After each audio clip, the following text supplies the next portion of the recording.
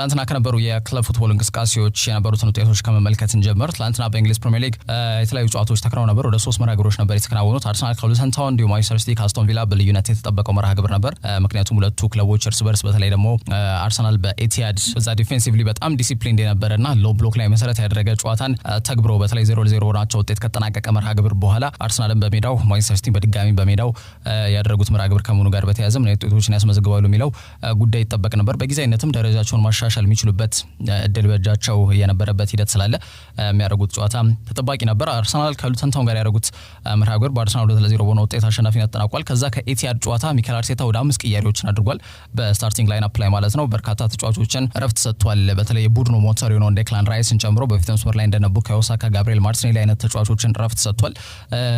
በአንጻሩ ደግሞ በተለይ ለሄሊንድ አካዳሚዎች በተለይ ደግሞ የአርሰናል ደጋፊዎች ብዙ ከሚጠብቁበት ከኤሚል ስሚዝ ሮው እንዲሁም ደግሞ ለሪስ ኔልሰን በነገራችን ላይ በ4 ዓመት ውስጥ ለመጀመሪያ ጊዜ ነው በፕሪሚየር ሊግ ስታርቲንግ ላይን አፕ ላይ በቋሚነት ተሰልፎ ሲገባ ማለት ነው።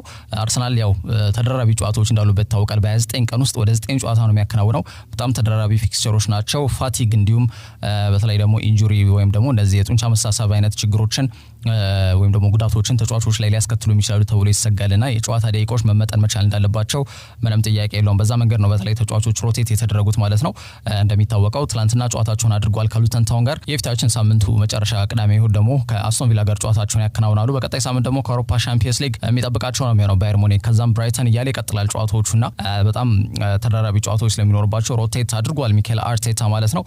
ከዛ ውጪ በተለይ በእንቅስቃሴ ረገድ ሁለቱም ቡድኖች ጥሩ የሚባል እንቅስቃሴዎች ሜዳ ላይ አስመልክቷል ተብሎ ሊነሳ አይችልም። ያው ጎሎችን አስቆጥሯል አርሰናል ምንም ጥያቄ የለውም። የማሸነፍ ቅድሚያ ግምት የሚያገኘ ክለብ እንደሆነ ይታወቃል። ማርቲን ኦዴጋርድ 24ኛው ደቂቃ ላይ ጎል አስቆጥሯል። ከዛ ውጪ ደግሞ 44ኛው ደቂቃ ላይ በተለይ ዳይኪ ሃሺዮዳ የተባለው ጃፓናዊ ተከላካይ በሉተን ታውን በኩል ማለት ነው ሪስ ኔልሰን የፈጠረበት ጫና ኳሷን ራሱ መረብ ላይ እንዲያስቆጥር ምክንያት ሆናለች። ስለዚህ 2-0 በሆነ ውጤት አርሰናል ማሸነፍ የቻለበት ሂደት እንዳለ መመልከት ይቻላል። ነጥባቸውን 68 አድርሰዋል። የሊጉ አናት ላይ መቀመጥ ችሏል ዛሬ ሊቨርፑል ጨዋታውን እስኪያከናውን ድረስ ማለት ነው። ከዛ ውጪ ማንቸስተር ሲቲ ከአስቶን ቪላ ጋር ያደረጉት መርሃ ግብር በሲቲ 4-1 አሸናፊነት ተጠናቋል። ምናልባት ማንቸስተር ሲቲ በኤቲሃድ በተለይ በ57 ተከታታይ ጨዋታዎችን ካሸነፉ በኋላ በሜዳቸው ምንም ጎል ሳያስቆጥሩ የወጡበት መርሃ ግብር እንደነበር ይታወቃል። የኤቲሃዱ የአርሰናል ተጠባቂ ጨዋታ ማለት ነው። ከዛን ወዲህ ያደረጉት ጨዋታ ነው 4-1 ሆነ ሰፊ ውጤት ነው ማሸነፍ የቻሉት። ሮድሪ ሄርናንዴዝ 11ኛው ደቂቃ ላይ ቡድኑን መሪ ማድረግ ችሎ ነበር። ከ9 ደቂቃዎች በኋላ ጆን ዱራን በተለይ የኦሊ ዋትኪንስን አለመኖር ተከትሎ የ90 ደቂቃ የመጫወት እድል ያገኘ የአጥቂ መስመር ተጫዋች ነው። ጥሩ እንቅስቃሴ ሲያደርግ ነበር። 20ኛው ደቂቃ ላይ ደግሞ ጎል ማስቆጠር ችሏል። ከዛ ውጪ የመጀመሪያው አጋማሽ ሊጠናቀቅ በጣም ተሽርፍራፊ ደቂቃዎች በሚቀሩበት ሰዓት ላይ ወይም ደግሞ መደበኛው 45 ደቂቃ ተጠናቆ በተጨመሩት 1 ደቂቃዎች ላይ የተገኘውን የቆመ ኳስ ፊል ፎደን ከቅጣት ምት ማለት ነው በማስቆጠር ቡድኑን መሪ በማድረግ ለእረፍት ሲቲ 2-1 በሆነ ውጤት በመምራት ወጥቷል። ከእረፍት መልስም 62ኛው ደቂቃ ላይ ፊል ፎደን አስደናቂ ጎል አስቆጥሯል።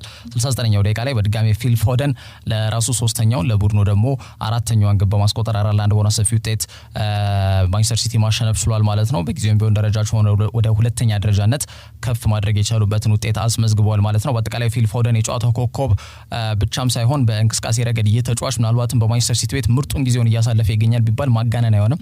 ፊል ፎደን በአጠቃላይ በዚህ ጨዋታ ላይ ሃትሪክ ሰርቷል። 18 ጎል ኢንቮልቭመንት እንደነበረው የሚታወቅ ጉዳይ ነው። ትናንትና 3 ጎሎች ሲጨመሩለት ወደ 21 ያደርሰዋልና ምናልባትም በውድድር ዘመኑ በማንቸስተር ሲቲ ይበልጥ የጎል ኢንቮልቭመንቱን ወይም ደግሞ የጎል እንቅስቃሴውን የማጥቃትም ኳሶችን አመቻችቶ የማቀበል ሂደቱም ይበልጥ ሊቀጥል እንደሚችል መመልከት ይቻላል። ቀሪ ጨዋታዎች አሉ። ወደ 8 ጨዋታዎች ይቀራሉ በእንግሊዝ ፕሪሚየር ሊግ ለማንቸስተር ሲቲ ማለት ነው። ከዛ በተጨማሪ የአውሮፓ ቻምፒየንስ ሊግ የኤፍኤ ካፕ ላይም አሉና በዛ ረገድ የፊል ፎደን ጠቀሜታና ሚናም እንዲሁም ደግሞ የጎል እንቅስቃሴዎችና ቁጥራዊ መረጃዎችም ከፍ ሊሉ እንደሚችሉ መገመት ይቻላል። የማንቸስተር ሲቲ የውድድር ዘመኑም ምርጥ ተጫዋች ፊል ፎደን ሊባል የሚችልበትን አይነት እንቅስቃሴ እያስመለክተን ይገኛል። ትናንትናም በሰፊው የተወደሰ የሚገኝ ተጫዋች ነው። 3 ጎሎችን ማስቆጠር ችሏል ማለት ነው።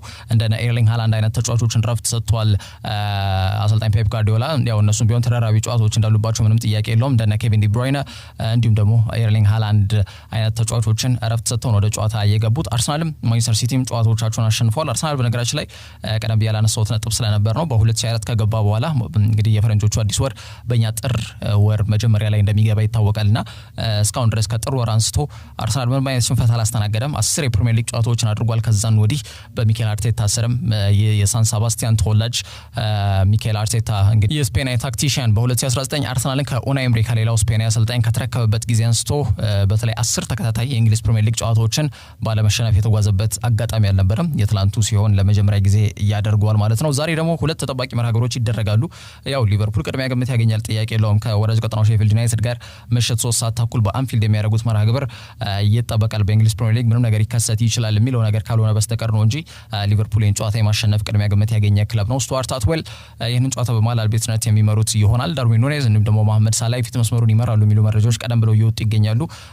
ይህንንም ጨዋታ በማሸነፍ ሊቨርፑል ወደ መሪነቱ የመመለስ እድሉ ከፍተኛ እንደሆነ ግን ማንሳት ይቻላል። የክሪስ ዋይልደር ቡድን እያሳየ ከሚገኘው በጣም ደካማ እንቅስቃሴ ጋር በተያያዘ ማለት ነው። ከዛ ውጪ ምሽት 4:15 ሲል ቼልሲ ከማንቸስተር ዩናይትድ የነዚህ ሁለት ክለቦች በድሮ ጊዜ ቢሆን ያው ይጠበቅ ነበር የጨዋታ አሁን ግን ስማቸው እንጂ ያው ሜዳ ላይ እንቅስቃሴያቸው ስማቸውንም ታሪካቸውንም ይመጥን ባልሆነ መልኩ ተንኩታኩቶ ወይም ደግሞ በሜዳ እንቅስቃሴ ረገድ በጣም ደካማ እንቅስቃሴ የሚያሳዩ ክለቦች እንደሆኑ ይታወቃል። ቼልሲ ከ2022 በኋላ ማንቸስተር ዩናይትድ ደግሞ በተለይ ደግሞ ከቆፍጣናው አሰልጣኛቸው ሰር አሌክስ ፈርጉሰን በኋላ ደብዞ የጠፋ ክለብ እንደሆነ ጥያቄ የለውም በሜዳ ላይ እንቅስቃሴ ረገድ ከተመለከትን ማለት ነውና ዛሬ የሚያደርጉት መርሃ ግብር ደግሞ ያው በርካታ ደጋፊዎች ስላሏቸው ብቻ የሚጠበቅ ይሆናል። ቼልሲ ከማንቸስተር ዩናይትድ ሊሳንድሮ ማርቲኔዝ እና ራፋኤል ቫራን እንዲሁም ደግሞ ቪክተር ሊንድሎፍ ማለት ነው። እነዚህ ተጫዋቾች በተለይ ሁለቱ ማለትም ሊንድሎፍ እና ማርቲኔዝ በቅርብ በብሬንትፎርድ ጨዋታ በኋላ ጉዳት አስተናግደው ከዚህ ጨዋታ ውጪ መሆናቸው በትንሹ ለአንድ ወር ከሜዳ ይርቃሉ የሚሉ መረጃዎች ትናንትና ጀምሮ ሲጋሩ እንደነበር ይታወቃል። ራፋኤል ቫራን በአንጻራዊነት በኮንከሽን ወይም ደግሞ በዚህ በጭንቅላት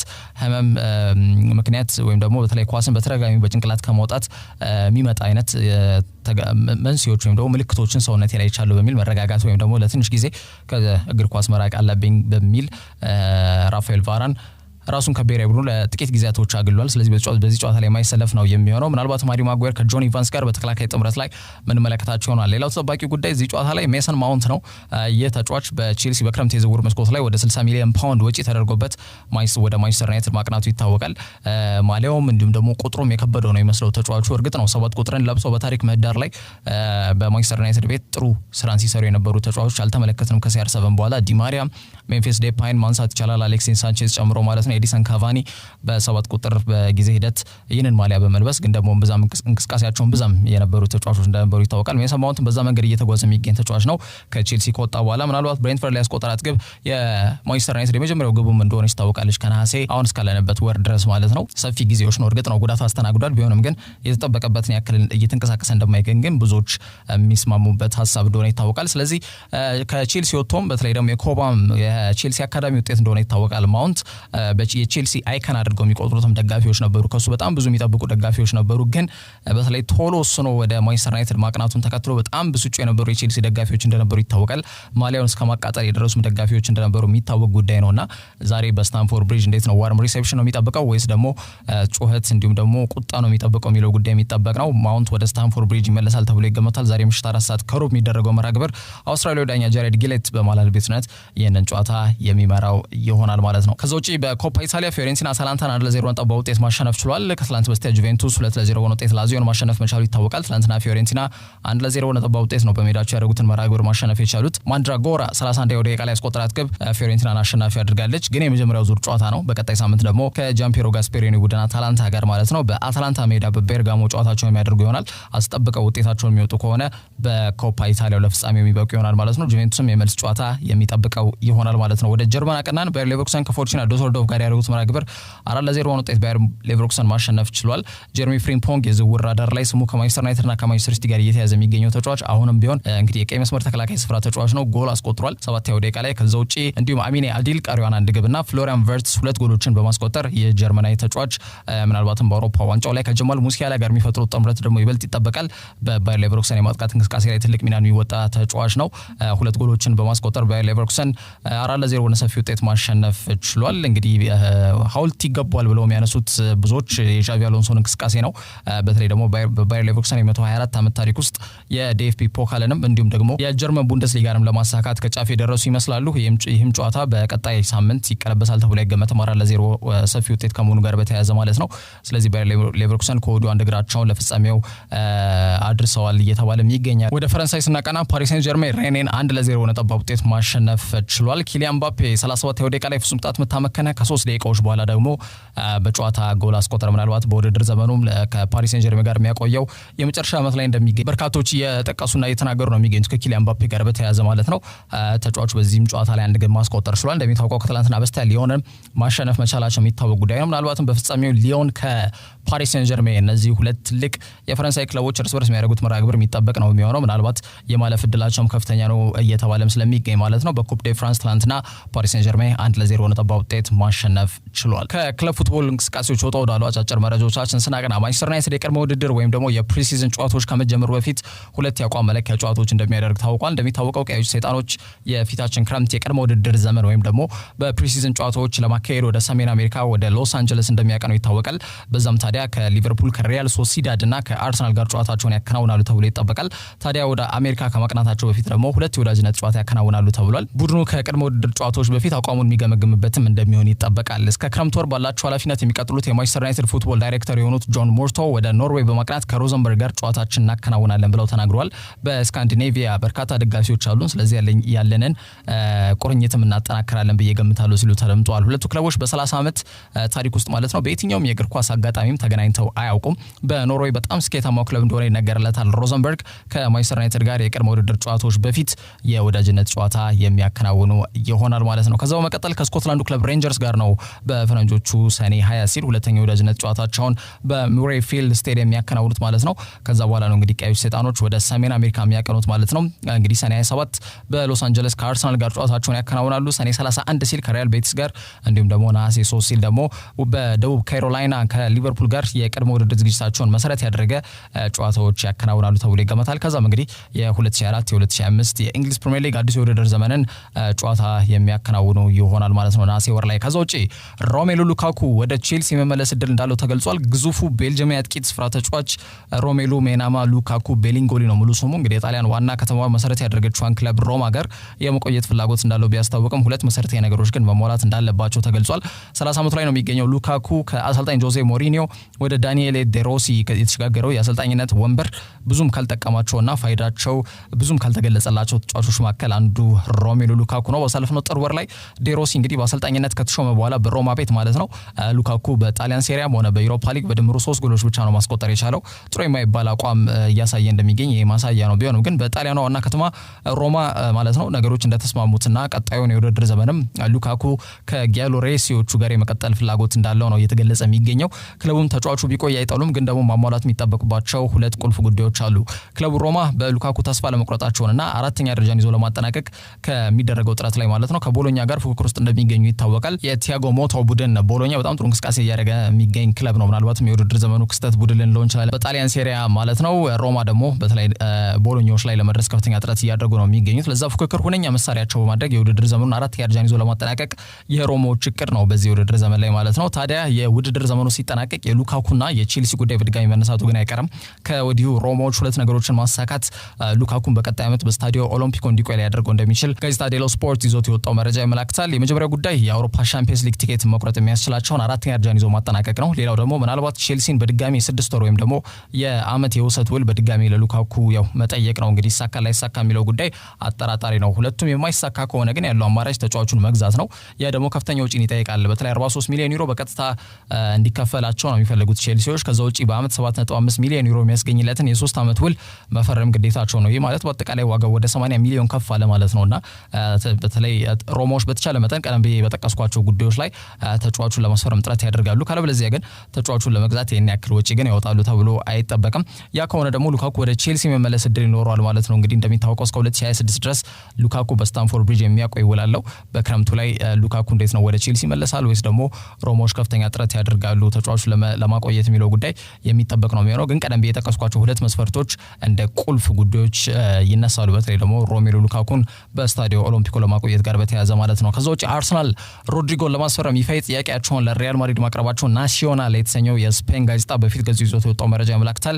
የተለያዩ ሚዲያዎች አርሰናል ይህንን ተጫዋች ለማስፈረም ፍላጎት ማሳየቱን መዘገባቸው የሚታወቅ ጉዳይ ነው። ማንቸስተር ሲቲ፣ ሊቨርፑል፣ አርሰናልና ማንቸስተር ዩናይትድ ናቸው እንግዲህ ይህንን ብራዚላዊ ተጫዋች በልዩነት ለማስፈረም የተጫዋቹን እንቅስቃሴ የተከታተሉ የሚገኙት ማለት ነው። ናሲዮናል ደግሞ አርሰናሎች ተጫዋቹን ለማስፈረም ይፋዊ ጥያቄ ለሎስ ብላንኮሶቹ ማቅረባቸውን ዘግቧል። ቢሆንም ግን ሪያል ማድሪዶች ለሮድሪጎ ከ90 ሚሊዮን ፓውንድ በታች እንደማይቀበሉ ለንግግር እንኳን የሚቀመጡ ከሆነ ይህንን ገንዘብ አንድ ክለብ ይዞ መቅረብ እንዳለበት ነው የገለጹ የሚገኙት ማለት ነው። ተጫዋቹ ስሙ ከተለያዩ የፕሪሚየር ሊግ ክለቦች ጋር እንዲያያዝ ምክንያት የሆነበት ዋነኛው ጉዳይ በክረምቱ ኪሊያን ምባፔ በነፃ ዝውውር ሪያል ማድሪድን ይቀላቀላል መባሉ ነው። እንደ ኤል አርጉዌሮ ዘገባ ከሆነ ደግሞ ሮድሪጎ የኪሊያን ምባፔ መምጣትን ቢያቅም ቀጣይ ዓመት ግን ተጣዋቂ የመሆን እድሉ ሰፊ እንደሆነ የሚታወቅ ጉዳይ ነው። ያንን ነገር ተጫዋቹም ከግምት ውስጥ ከቷል። ቢሆንም ግን በቀጣይ ዓመት በሎስ ብላንኮሶች ቤት የመቆየት ሀሳብ እንዳለው ነው እየገለጸ የሚገኘው። ኪሊያን ምባፔንም የመቀበልና ከሱ ጋር አብሮ የመጫወት ፍላጎት ነው ያለው ነው እየተባለ የሚገኘው። እንግዲህ ሁለቱ ተጫዋቾች ከዚህ በፊት በመገናኛ ብዙሃን ላይ የተመለከትነው ፎቶ እንደነበር የሚታወቅ ነው። በአንድ መዝናኛ ክበብ ላይ ፎቶ በጋራ ተነስተው ማለት ነው በጋራ ማህበራዊ ትስስር ገጻቸው ላይ ያጋሩበት ሂደት እንዳለ ይታወቃል። በተለይ ኪሊያን ምባፔ የፓሪስ ሴን ጀርሜን ተጫዋች፣ ሮድሪጎ የማድሪድ ተጫዋች በነበረበት ሰዓት ላይ ማለት ነው። ያው አሁንም ናቸው እርግጥ ነው፣ ግን ደግሞ በፊት በነበረበት ጊዜ እንደመሆኑ መጠን ጉዳዩ አነጋጋሪ ነበር። በተለይ ምባፔ ወደ ማድሪድ ማቅናቱንም ጠቋሚ ነው ጉዳይ እየተባለም ሲነሳ እንደነበር የሚታወቅ ጉዳይ ነው። ምንም ሮድሪጎ በኪሊያን ምባፔ መምጣትና ቦታውን መነጠቅ ምንም እንደማያሳስበው ነው የኤል አርጉዌሮ ዘገባ የሚያመላክተው ማለት ነው። ቢሆንም ግን ሎስ ብላንኮሶቹ በተለይ ደግሞ አሰልጣኙ መልበሻ ክፍሉ መቆጣጠር ሊቸግረው ይችላል በሚል ሮድሪጎን ገዢና ፈላጊዎች እስካሉት ድረስ ወደ ሌሎች ክለቦች እንዲያቀና ይገፋፉታል ወይ የሚለው ጉዳይ የሚጠበቅ ነው የሚሆነው። እንደሚታወቀው ኤንድሪክ የሌላው ብራዚሊያዊ ፈርጥ የ17 ዓመት ተጫዋች ነው። ከፓሊሜራስ መዳረሻው ሪያል ማድሪድ ሆኗል። የቀጣዮቹ ዘመናት የስፔኑ ኃያል ክለብ ከዚህ ተጫዋች የሚጠብቀው ብዙ ነው። ይህም ተጫዋች ቀጣይ ዓመት በሳንቲያጎ ቤርናቦ ቋሚ ተሰላፊ ሆኖ እንመለከተዋለን ተብሎ ነው የሚገመተው። ስለዚህ የሮድሪጎ ሁኔታ አጣብቂኝ ውስጥ የወደቀበት ሂደት እንዳለ መመልከት ይቻላል። ተጫዋቹ እስከ 2028 በቤርናቦ ቤት የሚያቆይ ውል ስላለው ቀደም ብዬ እንዳነሳሁት በክለቡ ቆይታን አድርጎ ነገሮችን ተረጋግቶ ማየትን ሊመርጥ ይችላል ተብሎ ይገመታል። እንግዲህ መድፈኞቹ የአጥቂ መስመር ተጫዋች ማስፈረም የክረምቱ ቅድሚያ የሚሰጡት ጉዳይ ነው፣ ጥያቄ የለውም። በተለይ አርሰናል በበኩላቸው አሁን ባሉበት ወቅታዊ ሁኔታ ማለት ነው የሻምፒየንስ ሊግ ሩብ ፍጻሜ ላይ እንደሚገኙ ይታወቃል። ባየር ሙኒክን በደርሶ መልስ ማሸነፍ የሚችሉ ከሆነና ግማሽ ፍጻሜውን መቀላቀል ከቻሉ እስከ 118 ሚሊዮን ፓውንድ ክፍያ ያገኛሉ። ይህ ገንዘብ ደግሞ በተለይ ደግሞ ጥሩ አቋም ላይ የሚገኝ አጥቂ መስመር ተጫዋች ያስፈርሙበታል ተብሎ ይገመታል። ከወዲሁ ስማቸው ከሮድሪጎ በተጨማሪ ከቪክተር ጊዮኬሬሽ ከዚህ ስፖርቲንግ ሊዝበን የፊት መስመር ተጫዋች ጨምሮ የብሬንትፈርድ አይቨን ቶኒ እንዲሁም ደግሞ የኒውካስል ዩናይትዱ አሌክሳንደር ኢዛክ ጋር በተደጋጋሚ እየተያዘ ይገኛል። ከዛ ውጪ ሮቤርቶ ዲዘርቢ ሊቨርፑል ለማሰልጠን ከሚደረገው ፉክክር ውጪ መሆናቸው ተዘግቧል። የ44 ዓመቱ የብራይተን ኤንድ ሆቭ አልቢዮን አሰልጣኙ ሮቤርቶ ዲዘርቢ ሊቨርፑልን ለማሰልጠን ከታጩ ቶፕ ካንዲዴቶች መካከል አንዱ እንደነበር የሚታወቅ ነው። እንግዲህ ሊቨርፑል መዋቅራዊ ለውጦችን እያካሄደ የሚገኝ ቡድን እንደሆነ ይታወቃል። ለ9 ዓመት በክለቡ የቆዩትን አሰልጣኝ የርገን ክሎፕ እንደሚሸኙ ከተረጋገጠ በኋላ የድሮ ወዳጃቸውንና ለሊቨርፑል ስኬት ከአሰልጣኙ ባልተናነሰ ተጫዋቾችን በመመልመልና በማስፈረም ሰፊ ስራዎችን የሰራው ማይክል ኤድዋርድሰን የክለቡ ስራ አስኪያጅ አድርገው በተሻለ የስራ እርከንና የስራ ዘርፍ ማለት ነው ያንን እድል በማመቻቸት ግለሰቡን መሾማቸው የሚታወቅ ጉዳይ ነው። ታዲያ አሰልጣኝ ፍለጋ እያማተሩ ነው የሚገኙት። ከዣቪ አሎንሶ ጋር በተደጋጋሚ ስማቸው ሲያዝ እንደነበር የሚታወቅ ጉዳይ ነው። ዣቪ ግን በሌቨርኩሰን ቤት እንደሚቆይ መናገሩ ቅስም ሰባሪ ሆኖባቸዋል። ታዲያ ከዲዘርቢ ጋር ስማቸው ሲያዝ እንደነበር የሚታወቅ ጉዳይ ነው ሊቨርፑሎች ማለት ነው። ሮቤርቶ ዲዘርቢ በዚህ ጉዳይ ላይ ሀሳብ ሰጥቷል። የወደፊቴን የምወስንባቸው የራሴ ነጥቦች አሉኝ። ከብራይተን ጋር አንደኛ ኮንትራት አለኝ። ችግሩ ግን ኮንትራት መኖሩ አይደለም። ክለቡ ወደፊት ለማስቀጠል በሚደረገው ጥረት ላይ እኔ ራሴ እቅድ እንዲሁም ሀሳብ አለኝ። የክለቡ ቦርድና አባሎች ጋር ተመሳሳይ መስመር ላይ ነው የምገኘው የሚለውን ነገር መነጋገር አለብኝ። ከዛ በኋላ በጋራ የምንወስንበት ጉዳይ ይሆናል ሲል ተደምጧል።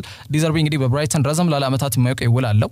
ውል ማፍረሻው ደግሞ 12 ሚሊዮን ፓውንድ ነው። ያው ያን ያክል ትልቅ ገንዘብ ነው አይባልም። ምናልባት አሰልጣኝ ፈልጎ በሱ ያጮት ስልት ስር መሰልጠን የሚፈልግ አንድ ክለብ ካለ ይህን ገንዘብ ከፍሎ አንድ ቀለል ያለ ተጫዋች እንዳስፈረመ ነው የሚቆጠሩና ያንን ነገር ከፍለው ሊቨርፑሎች ዲዘርቢን አሰልጣኝ ማድረግ ይችላሉ።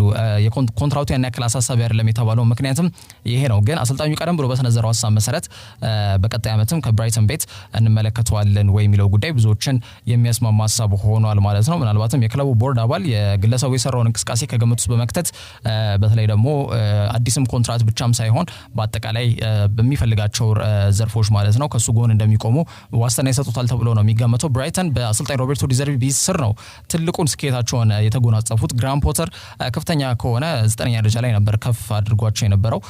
ከዛም ወደ ቼልሲ ካቀና በኋላ ሮቤርቶ ዲዘርቢ እንደመጡ ይታወቃል። ቡድኑን የዩሮፓ ሊግ ቦታ ላይ እንዲያገኝ ወይም የዩሮፓ ሊግ ስፓትን እንዲያገኝ በአውሮፓ መድረኮች ላይ ለመጀመሪያ ጊዜ ሳቢሶቹ እንድንመለከታቸው ምክንያት የሆነ ግለሰብ ነው። ያ ብቻም አይደለም። ከዛ በተጨማሪ ብራይተንም በፕሪሚየር ሊጉ በጣም ትርፋማው የሆነው ክለብ እንደሆነ እየተመለከት እንገኛለን። ባለፈው ዓመት ብቻ 122.8 ሚሊዮን ፓውንድ ነው በተለይ ትርፍ ያገኙት። ይሄ ደግሞ በፕሪሚየር ሊጉ አዲስ ታሪክ ሆኖ የተመዘገበ ጉዳይ እንደሆነ ይታወቃል። መልማይ ቡድን ነው። የደቡብ አሜሪካ ሊግ ላይ ትኩረት አድርገው የሚሰሩ መልማዮች አሏቸው ብራይተኖች። በነገራችን ላይ በርካታ ተጫዋቾቻቸውም አሌክሲስ ማካሊስተርን ጨምሮ እነ ሞይሰስ ካይሴዶን ሰሞኑን በተለይ ሰሞኑን አልኩኝ ባሳለፍነው ክረምት የተሸጠ በውድ ገንዘብ የተሸጠ ተጫዋች እንደሆነ ይታወቃል። እንደነ ቤን ዋይት አይነት ተጫዋቾችም ወደ አርሰናል ሲሸኟቸው ከፍተኛ በሆነ ገንዘብ አውጥተው ነው።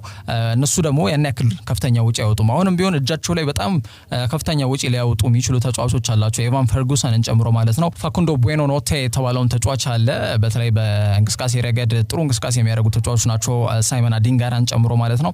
ካይሮ ሚቶማም አሉ። ስለዚህ እነዚህ ተጫዋቾች በጣም በርካታ ወጪዎችን በማውጣት በተለይ ደግሞ ክለቡ እነዚህ ተጫዋቾች ማስፈረም የሚችልበት ሂደት እንዳለ መመልከት ይቻላል ማለት ነው። አሁንም ቢሆን ትልቅ አሴትን አላቸውና ይበልጥ ደግሞ ትርፋቸውን ከአመት አመት ሊያሳደጉ የሚችሉበት ሂደት እንዳለ ይሄ ማመላከቻና ማሳያ ይመስለኛል። በዚህ ረገድ ሮቤርቶ ዲዘርቢ በዝውውር መስኮትም ጥሩ የሆነ ድጋፍ ሊያገኙ ይችላሉ ተብሎ ይገመታልና በብራይተን የመቆየታቸው እድል ሰፊ ነው እየተባለ ነው የሚገኙ። ሊቨርፑሎች ከሌሎች አሰልጣኞች በተለይ ደግሞ ከስፖርቲንግ ሊዝበኑ አሰልጣኝ ሩበን አሞሪም ጋር ስማቸው በተደጋጋሚ ነው እየተያዘ የሚገኘው። ምናልባትም ፊታቸውን ወደዚህ አሰልጣኝ በማዞር አሰልጣኙን ለማስፈረም ከፍተኛ ጥረት ያደርጋሉ ተብሎ ይገመታል። ከዛ ውጪ ኬፓ አሪዛባላጋ ወደ ቼልሲ መለሳል መባሉ ለቼልሲ መልካም ዜና አልሆነም። ስፔናዊ ግብ ጠባቂ ቲቦ ኮርቷን ጉዳት ምክንያት በማድረግ እንደተዋሱት ይታወቃል። ግን እስካሁን 18 ጨዋታዎች ላይ ብቻ ነው ተሰልፎ የተጫወተው። ቦታውንም እንግዲህ በአንድሬ ሉኒን ተነጥቋል ወይም ደግሞ አስረክቧል ብንለው ይቀላል። ሪያል ማድሪዶች በዚህ ግብ ጠባቂ እንቅስቃሴ መማረካቸውና ለዚህም አዲሱን ሊያቀርቡለት መሆኑ ተሰምቷል፣ ለአንድሬ ሉኒን ማለት ነው። በአጠቃላይ ዋናው ወይም ደግሞ ቋሚ ግብ ጠባቂያቸው ቲቦ ኮርቷ እስኪመለስ ድረስ አንድሬ ሉኒን የቋሚ ግብ ጠባቂነቱን ሚና ይወጣል ተብሎ ነው የሚገመተው። ይህ ማለት እንግዲህ ውዱ ግብ ጠባቂ ኬፓ አሪዛባላጋ እንደሆነ ይታወቃል። ከአትሌቲኮ ቢልባኦ ወደ ቼልሲ የመጣበት ሂሳብ እስካሁን ድረስ የዓለማችን ውዱ ግብ ጠባቂ ያስባለው ሂሳብ እንደሆነ ይታወቃል። ወደ እናት ክለቡ ቼልሲ ይመለሳል ማለት ነው። እንግዲህ መጠነኛም ቢሆን ገቢ እናገኝበታለን ብለው ተስፋ ያደረጉት ቼልሲዎች ያሰቡት የጠበቁት አልሆነም። ፋይናንሻል ፌር ፕሌይ ወይም ደግሞ የተጫዋቾች ግዢና ሽያጭ ድንጋጌዎች የነጥብ ቅነሳን አስከትሎ የቼልሲን በር እያንኳኳ ነው የሚገኘው።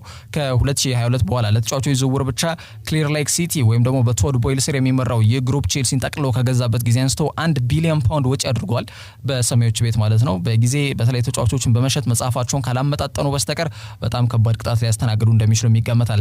ለዛም ነው በተለይ እንደነ ኮነር ጋላገር እንደውም እንደነ ሪስ ጄምስ አይነት ተጫዋቾች ለሽያጭ ቀርበዋል የሚሉ መረጃዎች በስፋት እየወጡ የሚገኙት። አሁን ደግሞ እዛው ማድሪድ ቤት ይቀራል ብለው ያሰቡት የቀድሞ ግብ ጠባቂያቸው ኬፓ አሪዛባላጋ አሁን ወደ ስብስቡ ይመለሳል ማለት ነው። በአጠቃላይ በቼልሲ ስብስብ ውስጥ እንደነ ሮበርት ሳንቼዝ እንዲሁም ደግሞ ጆርጅ ፔትሮቪች አይነት ግብ ጠባቂዎች አሉ።